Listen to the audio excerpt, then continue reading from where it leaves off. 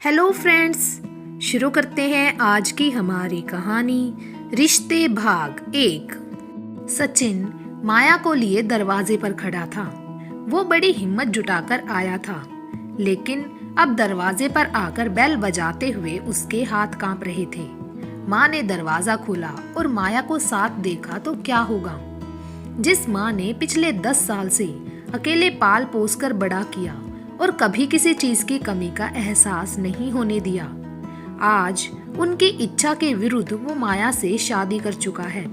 ऐसा नहीं है कि माँ से प्यार नहीं करता, बहुत प्यार करता है, लेकिन माया से किया हुआ वायदा भी तोड़ नहीं सकता। माँ तो माँ होती है, शायद मान जाए। और यही सोचकर सचिन कोर्ट मैरिज के बाद सीधा आ गया। माया भी कुछ डरी हुई है। सचिन इस तरह शादी करना तो नहीं चाहता था, लेकिन माया के घर वालों ने माया से नाता तोड़ लिया और उसके अलावा उसके पास कोई और चारा नहीं था। माँ पहले ही इस रिश्ते के लिए मना कर चुकी थी। माया ने सचिन की तरफ देखा और आखिरकार सचिन ने बेल पर उंगली रख दी। 2 मिनट बाद दरवाजा खुला, लेकिन ये 2 मिनट सचिन के लिए बहुत लंबे थे। माँ जानकी जी ने एक नजर दोनों पर मारी और दोनों के गले में पड़ी हुई माला और हुलिया देखकर सब समझ गई और प्रश्नवाचक नजरों से उनकी तरफ देखा। माँ, हमने शादी कर ली, उसने साहस जुटाते हुए कहा। जानकी जी ने गंभीरता से कहा, तो हमें आपका आशीर्वाद चाहिए।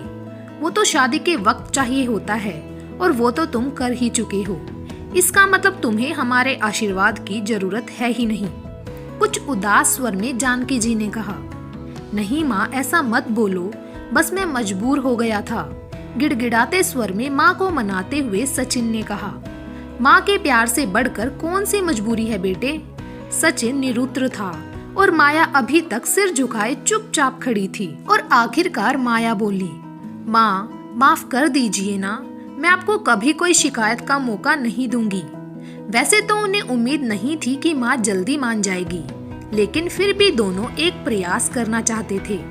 उनकी उम्मीदों के विपरीत माँ ने कहा, ठीक है, लेकिन मेरी कुछ शर्तें हैं। अगर माया उन शर्तों को पूरा कर देगी तो मैं उसे अपना लूंगी। दोनों ने प्रश्नवाचक नजरों से माँ की तरफ देखा। ऐसी कैसी शर्तें हैं? देखो, दरवाजे पर खड़े होकर बात नहीं हो सकती। अगर तुम्हें मंजूर है तो घर के अंदर आ जाओ, और अगर मंजूर नहीं है तो जहाँ चाहो जा सकते हो, बिना किसी लाग लपेट के जानकी जी ने कहा।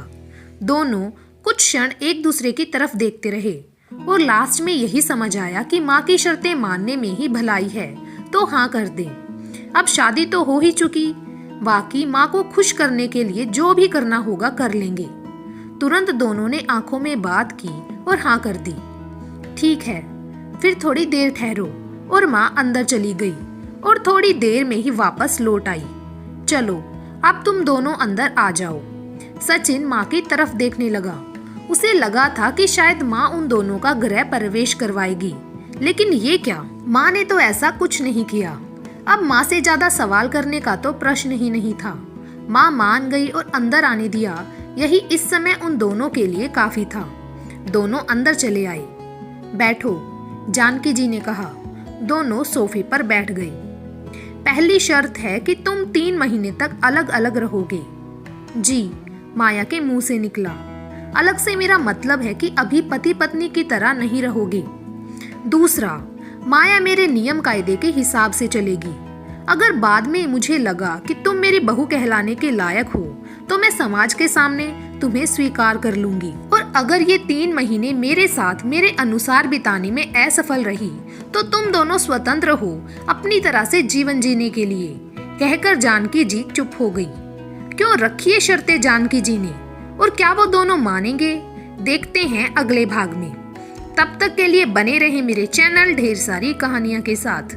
Thank you.